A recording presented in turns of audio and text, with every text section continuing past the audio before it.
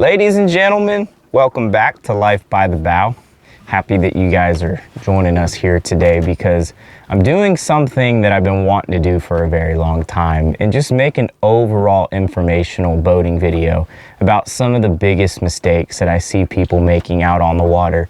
And this is going to cover navigation, just talking about how to navigate safely, and most importantly, just take care of our environment down here in the Florida Keys, and just talk about rules and regulations that most people don't know that we're going to inform you guys on. But you know, there's probably a lot of people watching that have a lot of knowledge. I've been able to gain a lot of knowledge over the years, but I don't know everything. So I challenge some of you to watch this entire video and watch it all the way until the end and leave a comment based on certain things that I may have missed that most people should know, or really everyone should know.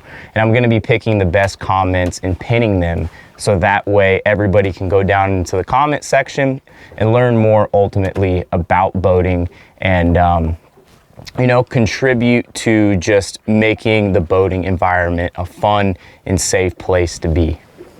So as you guys can see, we decided to start offshore here, and right out here, once you get about 2 to 3 miles offshore, you get this really sandy, beautiful, crystal clear water with seagrass mixed in, otherwise known as turtle grass to some.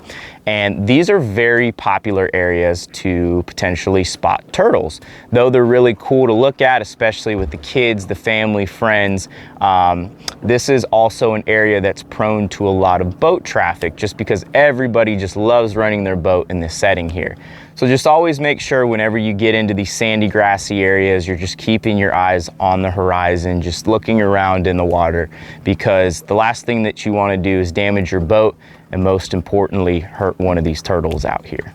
So now that we talked to you guys about the turtles, we're going to talk about navigating safely offshore here. But obviously, once you start moving out towards the ocean side, the water gets deeper, but there's still some things that you have to watch out for. And we're going to talk about the inshore side later on in the video. But basically, as you guys can see right here over my shoulder, we have an offshore shoal. And kind of crazy because right now the water is 12 feet deep.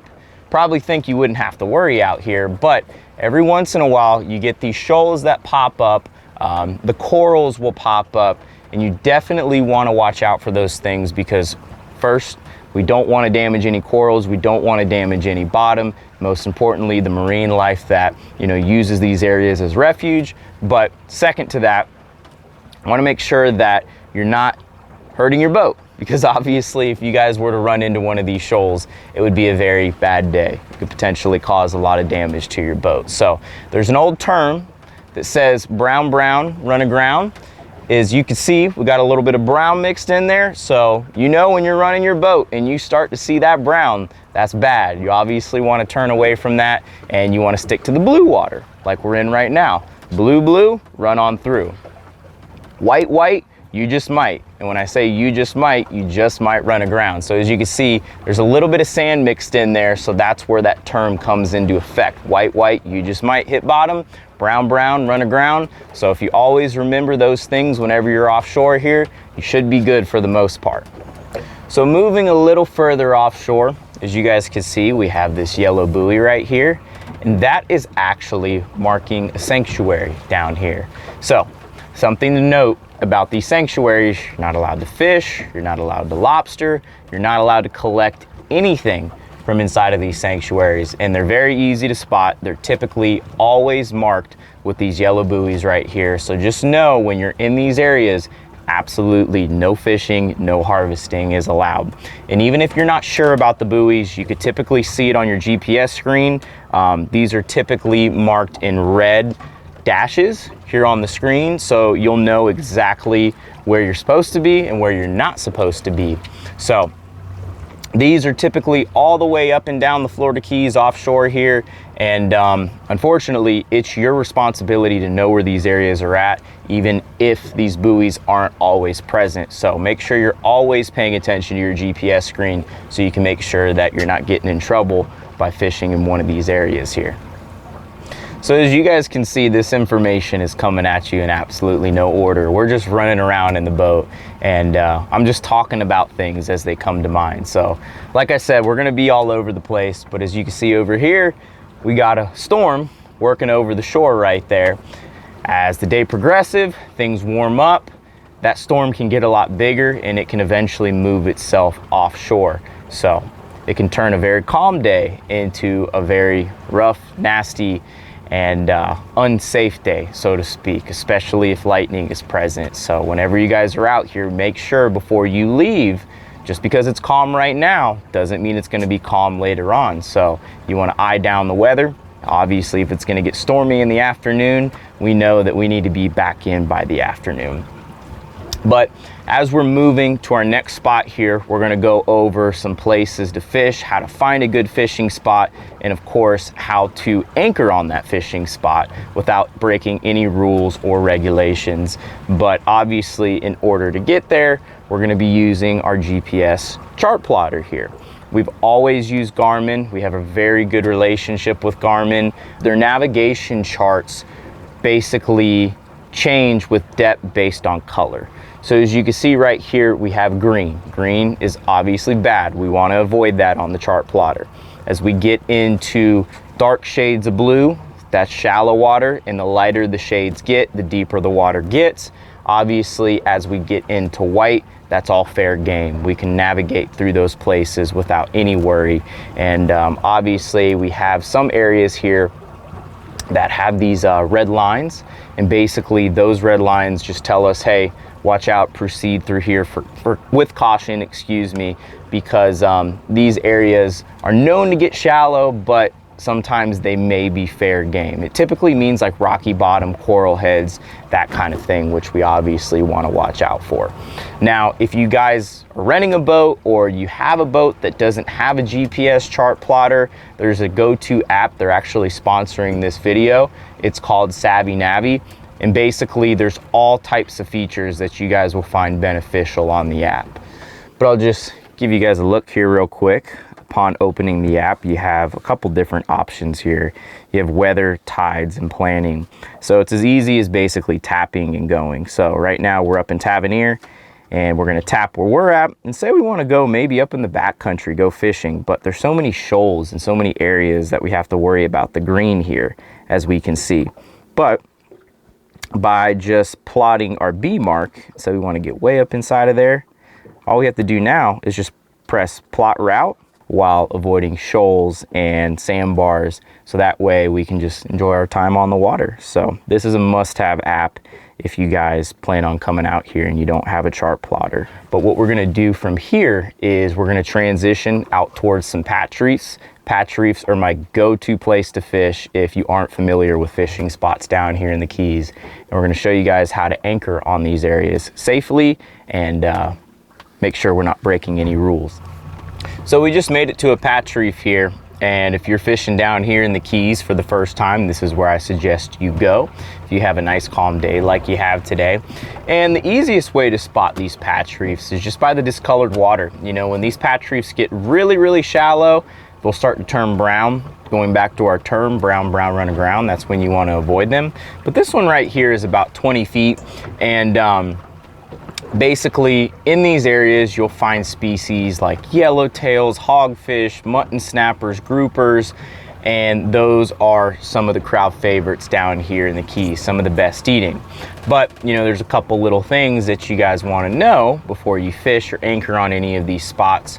First things first, you want to figure out which way the current's going, and basically I have the boat positioned up current because what I'm trying to do is I'm trying to anchor up current, so that way when I put out chum and I put out all of my baits, it's basically getting put at the front of the conveyor belt, if that makes any sense. We're at the front, and then the current is the conveyor belt just dragging everything along the patch reef. But what we want to make sure that we do here upon anchoring is finding a nice sandy or grassy spot in order to drop our anchor. See, the problem is if you drop your anchor on top of these corals, you'll kill them. I mean, plain and simple. You'll break them, and Corals take years to grow, and they're already threatened down here in the Keys, so we want to make sure to protect them as safe as possible, as best as possible. So as you can see on the drone shot there now, we're off the patch reef, up current, and we're in the sand and grass. I'm just gonna slow down the boat real quick. Now we're in neutral. And we're just gonna take our anchor and all of our chain. And I actually overshot the sand a little bit. I'm just gonna take it and throw it right in this sandy spot, right behind the boat there. If you guys have one of these trolling motors on your boat, this is probably the best thing to use over an anchor, just because number one, it's so easy. Number two, it never even touches the bottom, so that way you don't harm anything.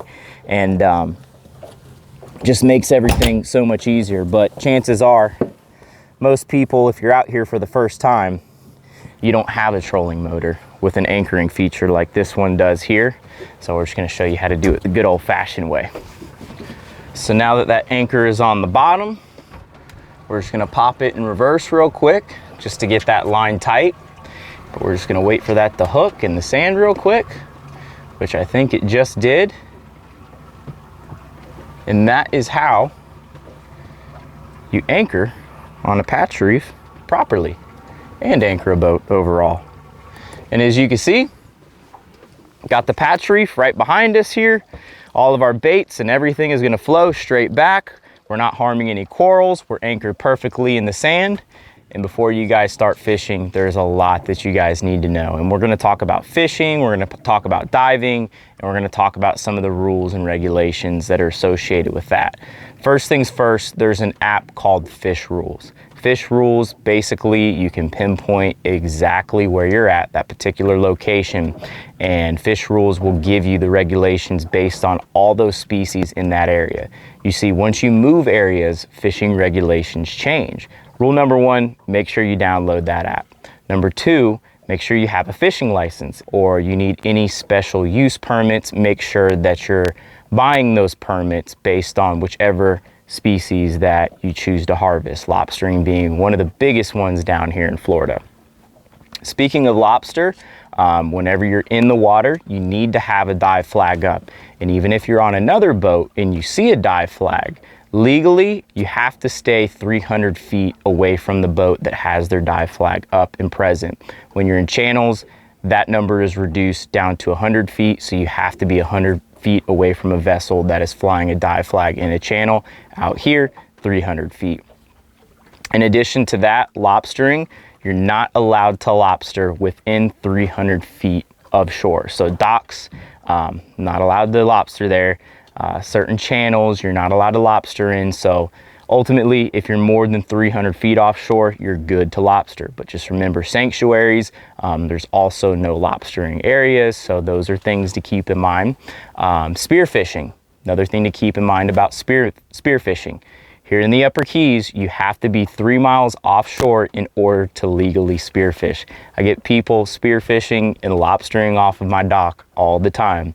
It is illegal to do that, guys. Down in the Lower Keys, things are a little different, but here in the Upper Keys, you have to be 3 miles offshore in order to spearfish. Lastly, you're not allowed to spearfish in John Pennycamp State Park, period, regardless if you're 3 miles offshore or not.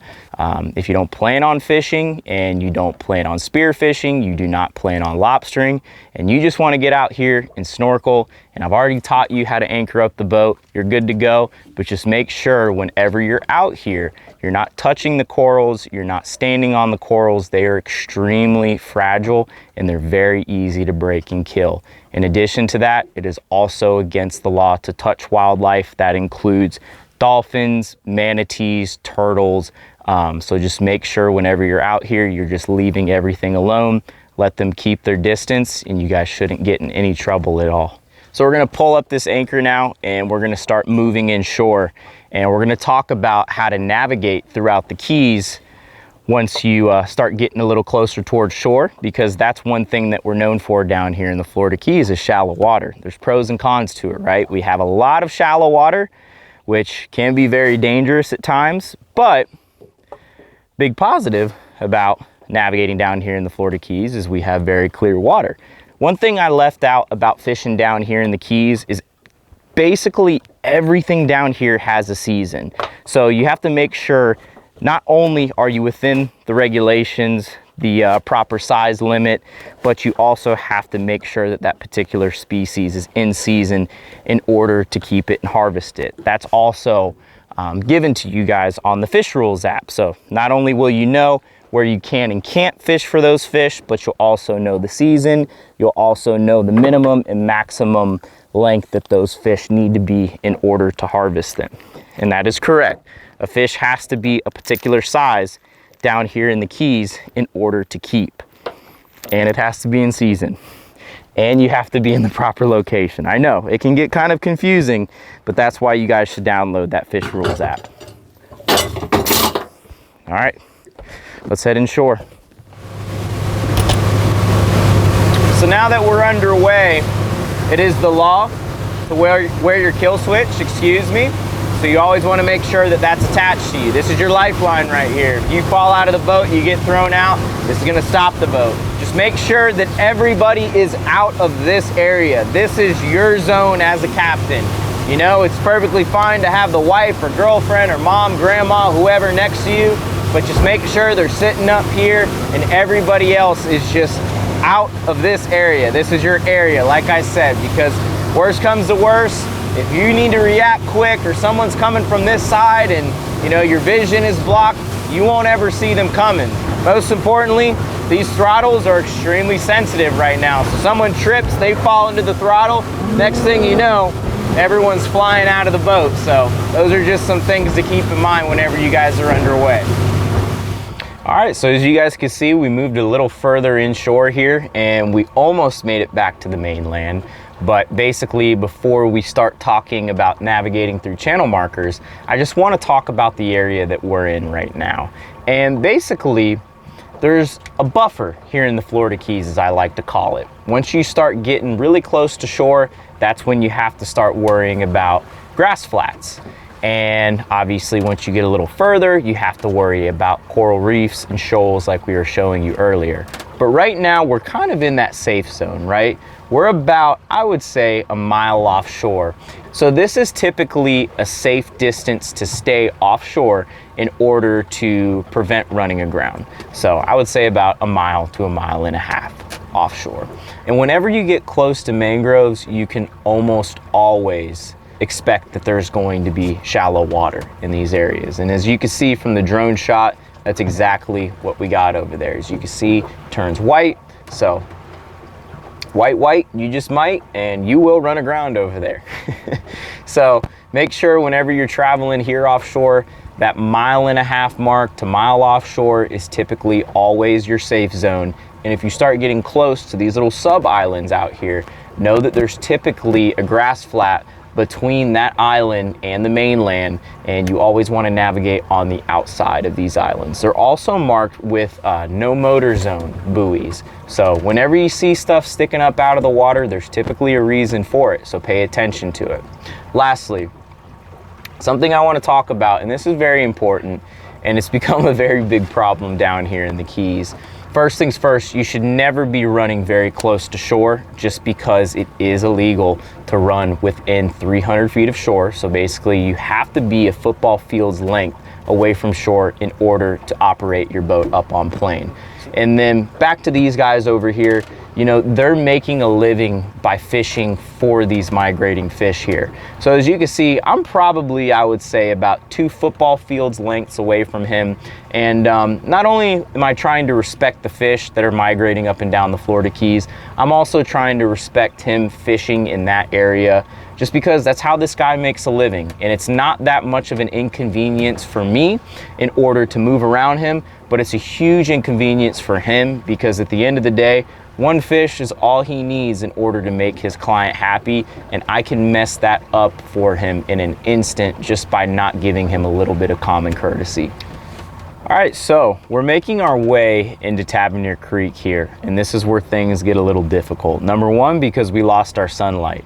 Sunlight is everything when you're navigating, and now that we don't have it, we're not really able to differentiate color as well. So this is definitely when you want to be a little more cautious, but lucky for us, we have the channel markers here. And with the channel markers, it's marking exactly where we need to be. Additionally, we have our no motor zone buoys that show us, hey, you know, make sure you're staying inside of this channel and you're avoiding this grass flat. So even if you're not sure where the no motor zone is, as long as you're staying away from those buoys, you should always be good. What I'm doing right now, I don't suggest idling inside of a channel. It's not a busy day or weekend by any means, so we're just taking our time for you guys, but just make sure when you're in these channels, you're up on plane, you're moving, because a lot of people are really impatient. They want to get around you, and some people can act kind of reckless in those situations. So just understand that if you're going slow in a channel, it's basically like going slow on the freeway. It could cause an accident. But now that we're in here, it's very easy to remember. As you can see, our red marker is on the right side and our green marker is on the left side. So if you can just remember, red right return, red is always going to be on your right side of the boat whenever you're returning back towards shore. When you're heading offshore, green is going to be on your right. So just remember that, red right return. And most importantly, just watch out for these no motor zone buoys. If you see one, it's always suggested to just slow down if you don't know where you're going and just look out on the horizon. Look for 2, 3, 4 more, because typically they're lined in a straight line in order to mark this entire grass flat that we have right here. And there's nothing worse than a beautiful grass flat with a bunch of prop scars there. And most importantly, you don't want to be responsible for one. So we've moved out of the main channel here, and now we're in a sub channel, as I like to call it. And these sub channels are what I call expert level. The reason why is because they're not marked with those big bulky channel markers like we were showing you earlier. They're typically marked by stakes, just because they take a little bit of skill in order to get in and out of here, and also some local knowledge. But as you can see, if you do get yourself caught in one of these situations, these little stakes can get a little confusing because they're so thin, they're jumbled up, and sometimes it's hard to see the actual direction that they're directing you towards. Right here, these are marked with red on the right side, green on the left side, which is great, but a lot of the times the locals will just put these stakes out and they'll just basically place them one at a time rather than having one on each side. So typically when there's just one stake rather than 2 on each side, that one stake is typically your red, hypothetically speaking. So if you're ever coming back towards shore and you just have stakes lined one by one, typically that one stake is your red. So just keep in mind, if you're ever renting a house down here and you got to get into a shallow area, that one stake is your red. So make sure you're always keeping that stake on your right side. But like I said, I don't suggest coming through some of these areas. They do take some local knowledge, but if you do have to get into a hard to reach area, maybe a restaurant or a hotel, whatever it may be, just always keep those things in mind. So as you can see at the end of the tight portion of the channel right here, it says slow speed, minimum wake. And if we look at the other side, it says resume normal speed. So you want to make sure whenever you're coming up to those signs, you're keeping a lookout and making sure you're paying attention to the fine print there, because obviously both sides look exactly the same, but they say 2 entirely different things. And something to keep in mind, slow speed, minimum wake. Minimum wake is what we have here behind the boat. Something like this, that is not a minimum wake. And the reason why is because I'm throwing just as big of a wake as if I were being up on plane, and that's something to keep in mind. Even though you're going slow, that doesn't mean that you're still not throwing a big wake. And the way that things work out here on the water, you are responsible for your own wake. So say for example, there's a nice pretty boat parked up against that shoreline or that seawall right there. if I cause damage to that boat, I'm responsible for it, for my own wake. So that's something to always keep in mind. So great tip for you guys. In addition to that, if you look at the way that we're navigating through this channel, we're navigating exactly the same way as if we were navigating or driving a car, so to speak.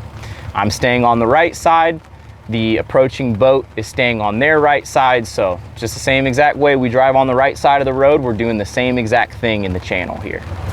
So as you can see, this guy knows what he's doing.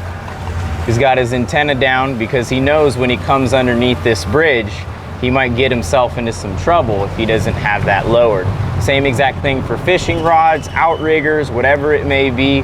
Always make sure when you're coming underneath these bridges, you know your clearance. Another thing to keep in mind is tides, you know. I may be clear on a low tide, but if I come back through, say 6 or 12 hours later, that low tide can turn into a high tide. So just because you made it through at the beginning of the day doesn't always necessarily mean that you're gonna have the same clearance at the end of the day. So make sure you're always paying attention to that. All right, so we reached the sign that says resume normal safe operation. So that's what we're gonna do. We're gonna climb back up on speed and stay at a very safe speed here. Now, in Tavernier Creek leading out towards the bayside, there's a blind corner here, and I want to use this as an example. This is probably one of the most dangerous corners I know of down here in the Keys. I've seen a lot of accidents happen here. And the problem is people take this corner way too wide. So what I'm gonna do is slow down a little bit and try to hug it kind of close, but still give myself room to move around someone that could potentially be stopped right here around the corner. So that's the key. You wanna hug it, but at the same time, you always wanna expect somebody's gonna be around that blind corner. The same exact thing, making our left turn. There's another blind corner right here. So we just wanna make sure that there's no one coming around that blind corner right there. As long as you're staying on the right side of the road through here, you should be good. But I think the biggest thing to take away from this is we're doing about 25 miles an hour. You don't need to be hauling butt through here, regardless if you know what you're doing or not, because there may be someone on the other end of that blind corner that doesn't know what they're doing. So we have made it over towards the bay side, otherwise known as the Gulf side to some. And it could definitely get very tricky back in here just because we have a lot of really shallow grass flats, some shoals. So definitely want to be on your A game here. There's a lot more to run into and it comes out of nowhere. But if you guys aren't using the Savvy Navi app and you have a chart plotter like this Garmin here, you know, green is obviously an area you want to completely avoid just because it's extremely shallow water, you'll run aground. And then we have the dark shades of blue, and as those shades of blue get lighter into white, the water gets deeper. So I suggest sticking to the Intercoastal Waterway. That's what we're in right now. And things are a little different in the Intercoastal Waterway. As you can see here, we have red on our right, green on our left, but we're not necessarily returning anywhere. So the way that the ICW or the Intercoastal Waterway works is as you're traveling south towards Key West, red is gonna be on your right, green is going to be on your left. Obviously, once we get far enough down, south turns into west. So just always kind of remember, if you're traveling down the chain of islands and you're going towards Key West, red is always going to be on your right, green is going to be on your left. And if you're coming back up towards Key Largo, green is then going to be on your right, and then red is going to be on your left. You know, there's going to be certain situations where you may even lose a green, but just always remember reds will always be there.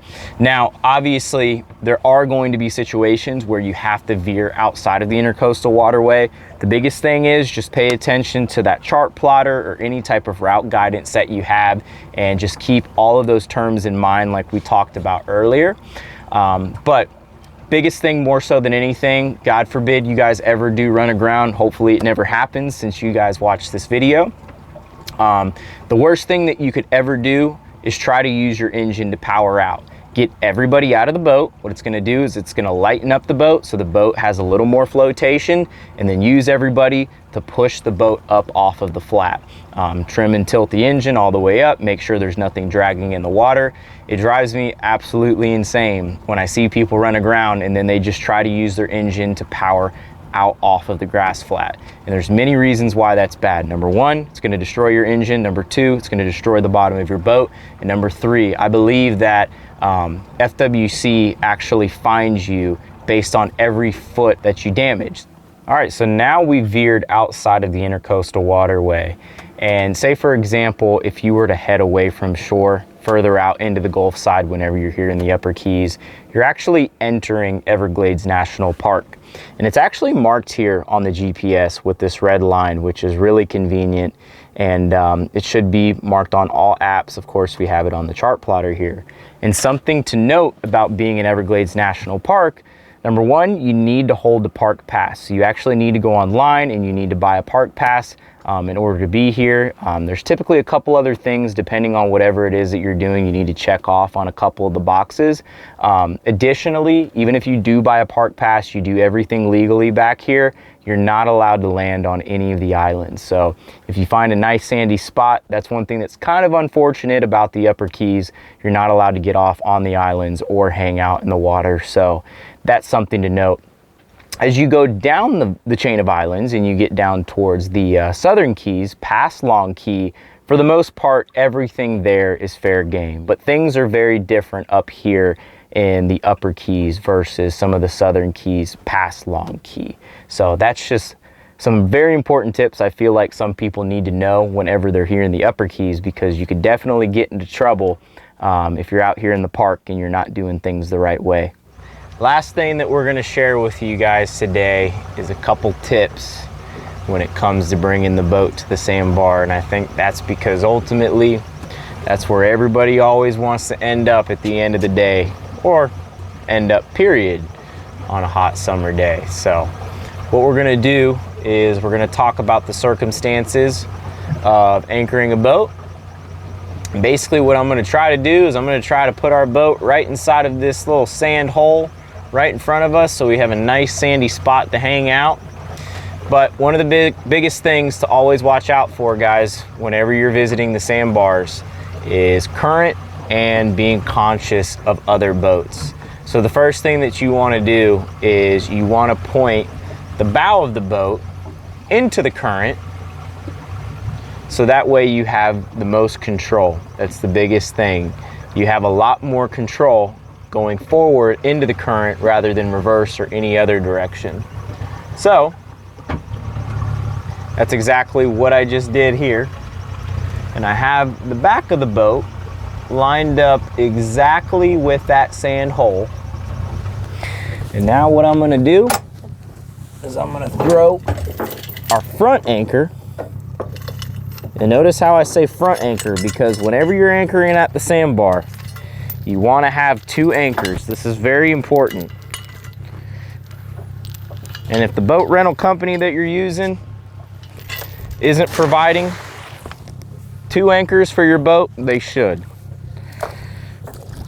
So we're just going to take that, tie it off real quick.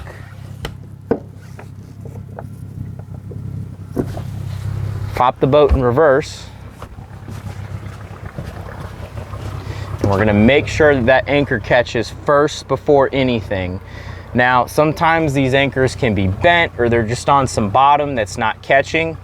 At that point, you or a buddy will have to get in the water and actually manually shove that anchor down into the water.